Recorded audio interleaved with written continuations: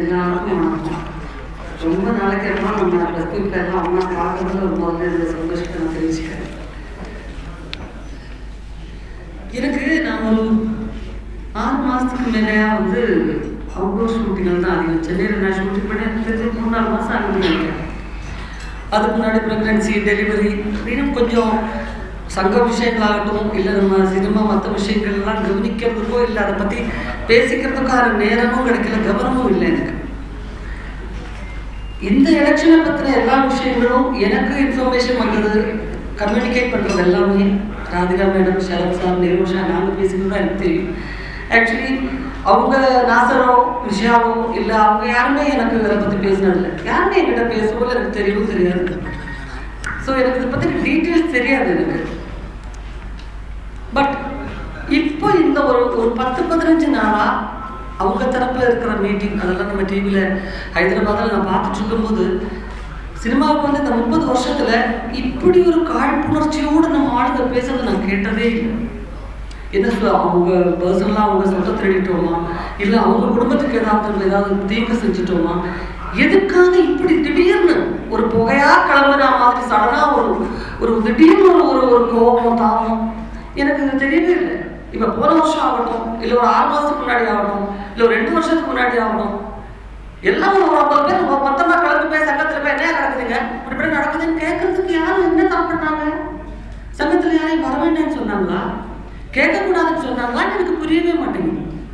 எனக்கு சில விஷயங்கள் ஏதாவது தவறு இல்லைன்னா இது பெட்டர்மெண்ட் பண்ணலாம் அப்படிங்கிற விஷயமா இருந்தால் எந்த அர்த்தராத்திரையும் நான் ஆதாரம் கூப்பிடுவேன். சாரை கூப்பிடுவேன், சார் என்ன சார் நடக்குது, அம்மா அசோசியேஷன் அப்படிலாம் பண்ணுறாங்க சார், இங்கே அப்படிங்களா, இங்கே ஒரு கவனத்துக்கு வரல ஊர்வசி, அடுத்த ஜனநாயக மீட்டிங்கில் நான் சொல்லுவோம் அப்படி நான் சொல்லுவாங்க. ஊர்வசிக்கு ஒரு கம்ப்ளைண்ட் மாதிரி சொன்னாங்க, அதை நம்ம அது சரி பண்ணணும். நான் போனாலும் போகலன்னாலும் நான் போனால் நீங்களே சொல்லிவிடுங்க, நீங்கள் இந்த மாதிரி ஃபீல் பண்ணீங்க நீங்கள் சொல்லுங்க அப்படிம்பாங்க. ஸோ நமக்காக ஏற்பட்ட சங்கம் உங்களுக்கு தெரியும். 97 98 ஞாபகம் இல்லை எனக்கு சரியா.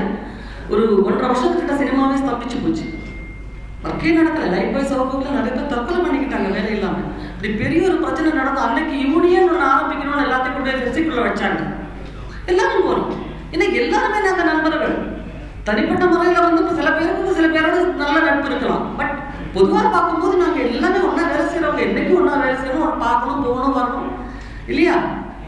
ஸோ இப்போ எல்லாரும் போனோம், யூனியன்ல எல்லாம் சேர்ந்தோம். பட் எந்தவித பிரயோஜனமும் இல்லையே. இந்த 1.5 வருஷமா சினிமா இப்படி நிற்குது, எந்த முயற்சியும் இல்லைன்னு திரும்ப மறுபடியும் சங்கத்துக்கே போனோம். திடீர்னு சடனாக ரியாக்ஷன் கிடைச்சி போச்சு, இம்மிடியா ஸ்ட்ரைக்கு சரியா போச்சு, மறுக்க வேலை ஆரம்பிச்சாச்சு. ஸோ நம்ம நம்பிக்கை அதுதானுங்களே. நாம இப்போ வந்த காலத்துல இருந்து ஒரு நடிகர் சங்கம் நல்லபடியாக செயல்பட்டு இருக்கு. சின்ன பிரச்சனைகள் எல்லா குடும்பத்திலையும் இருக்கு. இப்போ கூட்டு குடும்பங்கிற சமாச்சாரமே போய் நியூக்ளியர் ஃபேமிலி வந்ததுக்கு காரணம் ஒருத்தர் தலைவராக இருக்கிற அவன் முடிவு எடுக்கிறான்றது புது தலைமுறைக்கு கொஞ்சம் கோபம் வரும். அப்பாவை திட்டிக்கிட்டு அம்மாட்ட சொல்லுவாங்க, அப்பா என்ன எப்படி பண்ணுறாரு அப்படின்னு சொல்லுவாங்க. இல்லை அண்ணா திட்டிக்கிட்டு தம்பி போய் அப்பாட்ட சொல்லுவாங்க. இந்த மாதிரிப்பட்ட சின்ன பிரச்சனைகள் இருக்குமே ஒழிய இது என்ன சொல்றது, ஒரு மிகப்பெரிய பிரச்சனையாக ஒரு ஆர்டிஸ்டுகளுக்குள்ள நான் ஃபர்ஸ்ட் டைம் ரொம்ப ஷாக்கிங்காக இருக்கு. இது என்ன பிரச்சனை, எதனால பல குற்றச்சாட்டுகள் இந்த மாதிரி நடந்துச்சு, அந்த மாதிரி இதெல்லாம் சொல்லலாம். பட் இது ஏன் மேடை போட்டு சொல்லணும், இது ஏன் நேரடியாக அவங்ககிட்ட போய் சொல்லியிருக்க கூடாது? இல்லை நேரடியாக எங்களுக்குன்னு ஒரு தனிப்பட்ட ஒரு சங்கம் இருக்கு, அதுக்குள்ள 10 பேர் ஒருத்தர் அடிச்சுக்கிட்டு பேசியிருக்கலாமே. அது மேடை போட்டு ஏன் பேசணும்? நடிகர் சங்கத்துல சண்டை நடக்குதுன்னு ரேஷனா நிறுத்த போறாங்க அரசுல.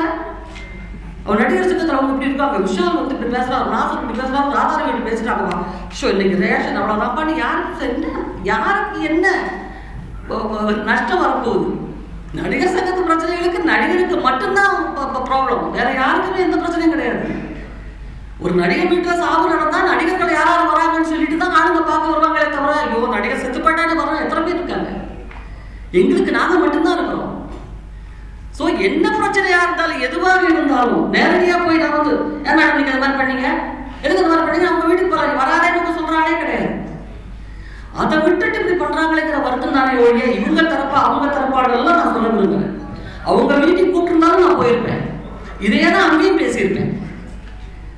இன்னைக்கு என்ன கூப்பிட்டது இவங்க இந்த மாதிரி இன்ஃபர்மேஷன்ஸ் இந்த மாதிரி சமாச்சாரம் நடந்துட்டு உங்களுக்கு நியாயம்னு பண்றது நீங்க பேசுங்க, எங்களுக்காக எல்லாம் நீங்க பேசவே வேண்டாம்னு சொன்னாங்க என்கிட்ட. அதனால தான் வந்தேன். உங்களுக்கு என்ன நியாயம் வேணும், நமக்கு நம்ம அபிப்பிராயம் பேசுறதுக்கு ஒரு மேடம் நமக்கு வேணும் இல்லைங்களா? அதுக்கு கூப்பிட்டாங்க, அதனால வந்தேன். அதனால மட்டும்தான் பேசுறேன். எலெக்ஷன்ல நிக்கிறதுக்கு எல்லாருக்கும் உரிமை இருக்கு, அடிப்படை உறுப்பினர்கள் எல்லாருக்குமே உரிமை இருக்கு. நில்லுங்க, நீங்க தாராளமா நின்றுக்கங்க. நான் இப்ப நாளைக்கு சில சார் நேரம் சொல்லுங்க, சார் தலைவராக இருந்த நான் தான் நிற்க போறேன் சொல்லிட்டு போங்க, பிரச்சனையே கிடையாது. ஓட்டு போடட்டும், நீங்க ஜெயிங்க, நான் ஜெயிக்கிறேன் இல்லையா? அதானே ஒரு ஆரோக்கியமான ஒரு விஷயம். லாஸ்ட் டைம் எலெக்ஷனே வேண்டாம், இந்த மாதிரி எலெக்ஷன் ஆகட்டும், அதுக்கான செலவுகள் வேண்டாம், எல்லாரும் தங்க ஊர்ல வேலையில இருப்பாங்க. நடிகர் சங்கத்தில் இருக்கிறவங்க எல்லா ஊர்லயும் போய் வேலை செய்யறவங்க, அந்த தொந்தரவுகள் வேண்டாம். உங்களுக்கு இப்ப இருக்கிற பேனல் மேல நம்பிக்கை இருந்ததுன்னு சொன்னா எழுந்து நின்று உங்க ஆதரவை தெரிவிங்கன்னு சொன்னாங்க. யாரையுமே பர்சனலா கேன்வாஸ் பண்ணவே இல்லை. டிரான்ஸ்பரண்டான ஒரு சமாச்சாரம் ஜெனரல் கூப்பிட்டு சொன்னாங்க, இப்படி ஒரு முடிவில் இருக்கவங்க, இந்த மாதிரி ஒரு அபிப்பிராயம் எக்ஸிக்யூட்டிவ் கமிட்டியில வந்துச்சு. உங்களை கூப்பிட்டு நாங்கள் இருக்கிற எல்லாரும் வந்துட்டீங்க. இதுல உங்களுக்கு 100% உங்களுக்கு திருப்தி இருந்தா நீங்க எழுந்து நில்லுங்க. மெஜாரிட்டி என்ன அபிப்பிராயம் அது மாதிரி தீர்மானம் பண்ணிக்கலாம்னு முதல் நாங்க தான் ஒரு குரூப் எழுந்து நின்னோம். ஏன்னா இந்த நம்பிக்கை எங்களுக்கு கிடையாது. எல்லாருமே எழுந்து நின்று கை தட்டினாங்களே. அன்னைக்கு ஏதாவது சின்ன சின்ன பிரச்சனை இருந்து நமக்கு முடியாதுன்னு பாதி பேர் எழுந்து போயிருந்தா அன்னைக்கும் எலெக்ஷன் நடந்திருக்கும். எலெக்ஷன் நிற்கிறது ரெடியா தான் இருந்தது, இன்னும் யாரும் சொல்லலை. ஸோ இது நம்மளை பொறுத்த வரைக்கும் நல்லாவது படுத்து துப்பாதீங்க, நம்ம மேலதான் விழும். அது மட்டும்தான் சொல்லணும். எலெக்ஷன்ல யாரும் நிக்கட்டும், யாரோ ஜெயிக்கட்டும், யாருக்கு போட்டு அதெல்லாமே நம்ம உரிமைகள். நடிகர்கள் எந்த மேடையில ஏறினாலும் அதை பார்க்கறதுக்கு ஒரு கூட்டம் இருக்கும். ஸோ அந்த கூட்டத்தை பார்த்து தயவு செய்து அரசியல் மேடைங்கிற மாதிரி தவறா எடுத்துக்காதீங்க. சீசன் இருக்கிற வரைக்கும் தான் நீ, அதுக்கப்புறம் இடத்துல இன்னொருத்தன் வருவான், வந்துதான் ஆகணும், அது காலத்தினுடைய விதி.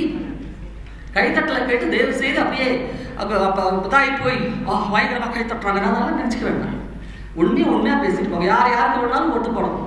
பட் எது நடந்ததோ அது நன்றாகவே நடந்தது, எது நடக்க இருக்கிறதோ அது நன்றாகவே நடக்கும். கலங்குனாதான் தெளிவு, இல்லைன்னா அது தெளிவு சொல்லிட்டு மேல எடுத்து குடிச்சுக்கிட்டு இருக்கோம். ஒரு கலக்கிறதுக்காக தான் நான் நினைக்கிறேன் நான். பட் நம்ம ப்ரொடியூசர்ஸ், நம்ம டைரக்டர்ஸ், நம்ம ஆளுங்க எல்லாரும் சேர்ந்து ஒரு சமாதானமா போகணுங்கிற ஒரு முடிவுக்கு வந்திருக்காங்க. எப்படி அவங்க தரப்புல இருந்து வருவாங்கன்னு எனக்கு தெரியாது. என்னுடைய ஃப்ரெண்ட்ஸ் எல்லாருமே என்னுடைய ஃப்ரெண்ட்ஸ், நான் மரியாதை கொடுக்குறவங்க ஒரு ரிக்வஸ்ட் பண்ணி கேட்டுக்கிறேன். நமக்கு நாமே இப்படி அசிங்கமா பேசிக்க வேண்டாம். நமக்கு தான் அது அசிங்கம். All the very best.